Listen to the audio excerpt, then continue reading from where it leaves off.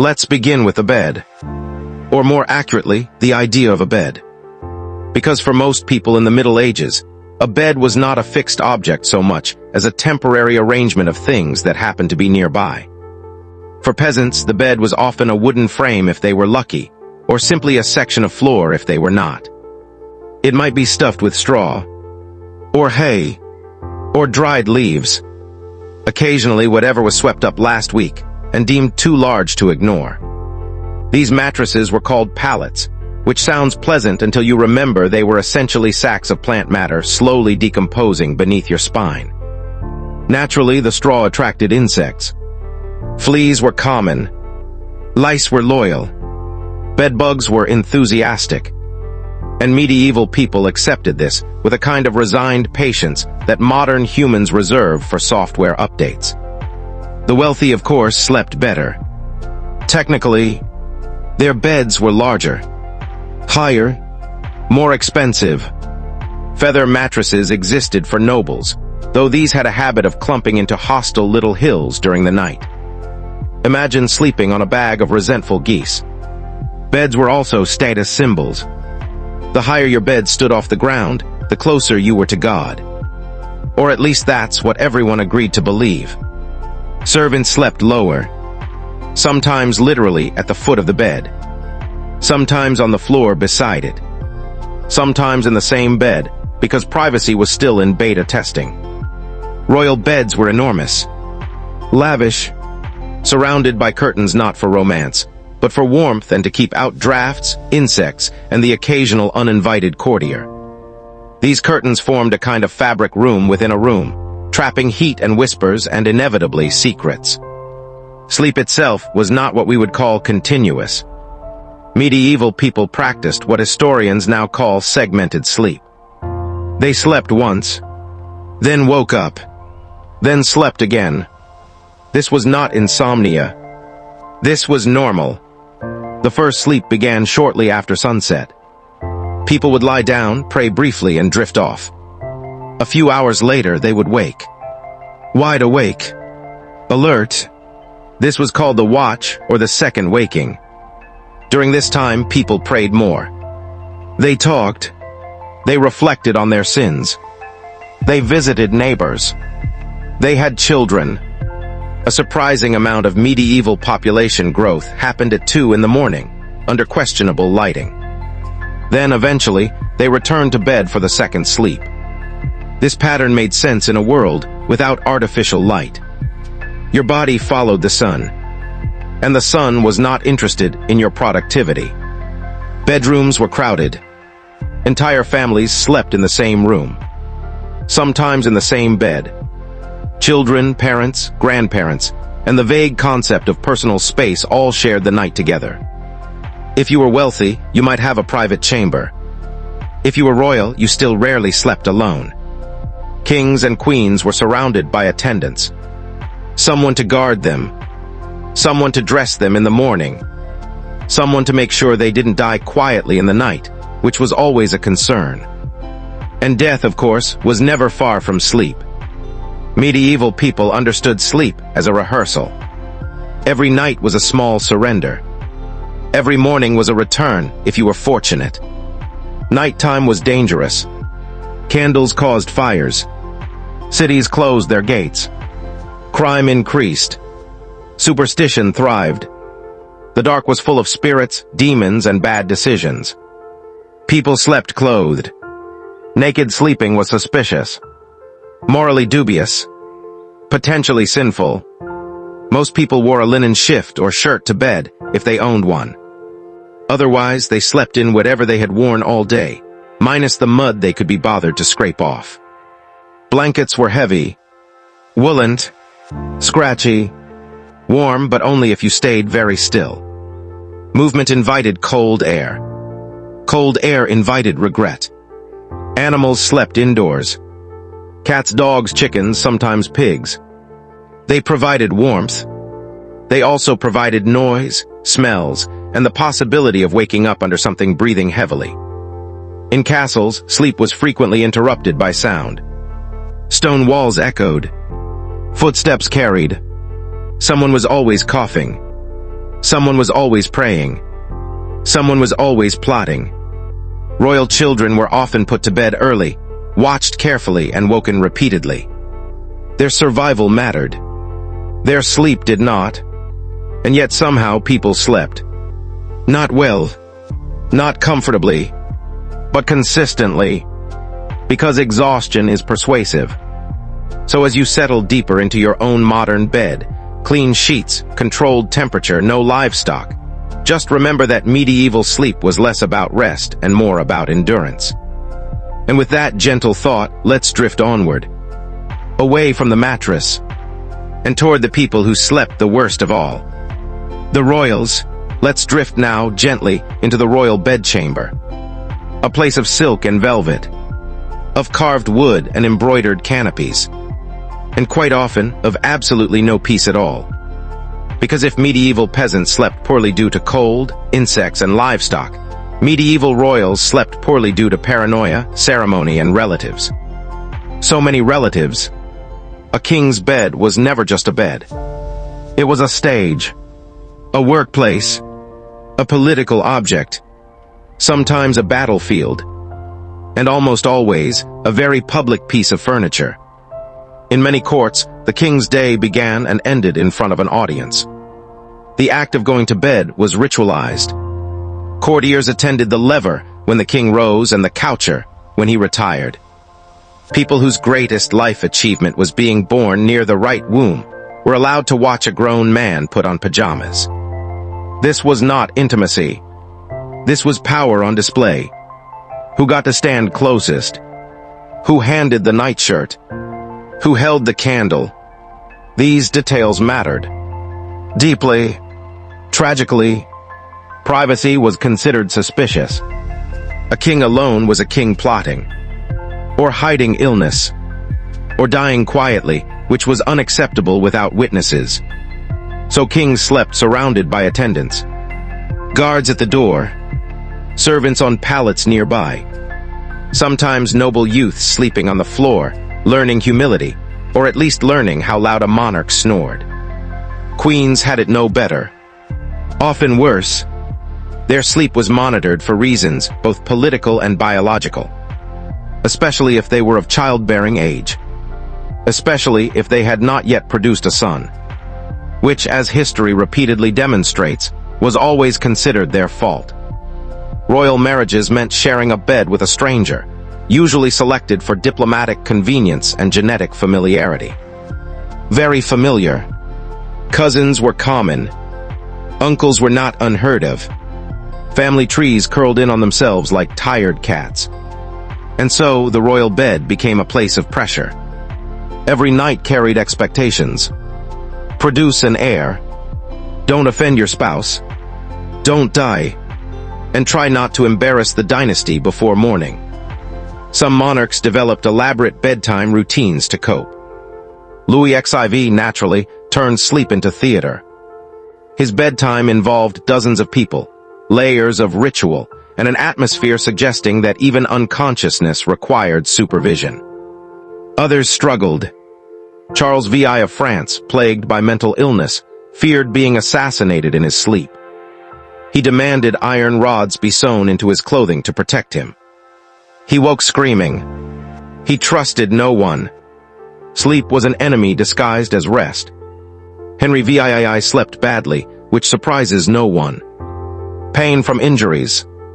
Ulcers. Regret possibly, though historians debate that last one. He slept surrounded by guards and weapons, a king at war with his own mattress. Philip II of Spain slept lightly, obsessively religious, convinced that vigilance was next to godliness. Which is a terrible philosophy for insomnia. Beds themselves grew more elaborate, but not more comfortable. Four-poster beds with thick curtains trapped warmth, but also stale air, smells, and the quiet awareness that something might be watching from the shadows. Which, to be fair, it often was. Nighttime was when plots thrived. Assassinations favored sleep. Poisoning was subtle. A knife in the dark was efficient. So royals slept with one eye metaphorically open. And sometimes literally. Queens often slept with ladies-in-waiting in the same room.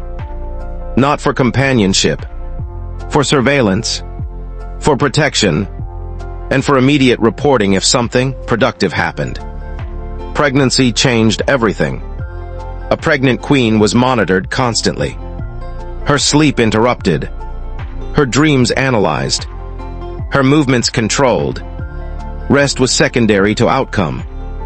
Childbirth itself often happened in the bedchamber, surrounded by women, prayers, and an unsettling number of opinions. The bed that hosted sleep also hosted blood, fear, and hope. It remembered. Royal children slept poorly too. They were valuable, fragile, frequently ill. Their nights were full of medicine, prayers, and watchful adults who mistook anxiety for care. Cradles were rocked constantly, not always to soothe, sometimes to keep the child moving, because stillness invited panic. If a royal child died in their sleep, the bed became evidence. Who had been there? Who had left? Who might be blamed? Sleep was never neutral. And then there were the castles themselves. Drafty, echoing, cold even in summer. Beds were positioned away from windows to avoid arrows, curses, and the general unpleasantness of medieval air. Fireplaces helped. Somewhat. Smoke-filled rooms. Eyes watered. Lungs suffered. But at least it was warm. Many royals preferred to sleep sitting up. Partly to aid breathing. Partly to avoid nightmares. Partly because lying flat was rumored to invite death. And no one wanted that rumor tested. Dreams mattered. Royal dreams were interpreted by priests and scholars. A dream could signal divine favor, or doom, or indigestion, which medieval interpreters were less willing to consider. Night terrors were often blamed on demons. Sleep paralysis was possession. Insomnia was moral failure. Naturally, this made everything worse. Yet still, amid all this vigilance and velvet and fear, royals slept. Briefly, uneasily, because even kings cannot outargue exhaustion. So as the palace quieted, as candles burned low, as guards shifted their weight in dark corridors, a monarch would close their eyes, knowing that even in sleep they were never truly alone. And with that softly unsettling image, let's drift onward again, away from the royal bed, and toward the strange, fragile beginnings of royal lives. The children who were born into this world already tired. Let's drift now, gently and without urgency, into the nursery. Though nursery is a generous word. For medieval royal children, childhood was less a phase and more a probation period. From the moment a royal child was born, they were watched, measured, assessed, not for happiness but for usefulness. A healthy cry was encouraging. A week one inspired panic, prayer, and a rapid reassessment of succession plans. Birth itself was dangerous. Queens gave birth often. Many did not survive. Many children did not either. Those who did were immediately wrapped, swaddled tightly, and handed over to nurses who would become more familiar than their parents. Royal mothers were often discouraged from bonding too closely. Attachment was risky. Mortality was high. Better not to grow too fond of someone who might not see spring. So children were raised at a distance. Loved perhaps, but formally, carefully, like fragile objects with political consequences. Sleep for these children was closely supervised. Cradles were rocked constantly, not because the baby cried, but because silence was frightening. A quiet infant invited suspicion. Was it sleeping or had it stopped? Nurses slept nearby, sometimes in the same room, sometimes in the same bed. Their job was not just comfort, but vigilance. If a royal child died in the night, someone needed to explain why. As children grew, their sleep became regimented. Early bedtimes, early rising, prayers before sleep, prayers during sleep just in case. Beds were small versions of adult ones, curtained, heavy, symbolic, Even a child's bed was a reminder of rank. Royal children rarely slept alone. Siblings shared beds. Attendants slept nearby. Solitude was dangerous. Anything could happen in private. And then there was education, which began early. Very early. Latin prayers memorized before most children could read. Etiquette drilled until instinctive. Mistakes corrected sharply, sometimes painfully. Exhaustion was considered character building. A tired child was an obedient child. A crying one was a weak one. Illness was constant. Fevers, coughs, stomach troubles. Teething was treated as a medical emergency.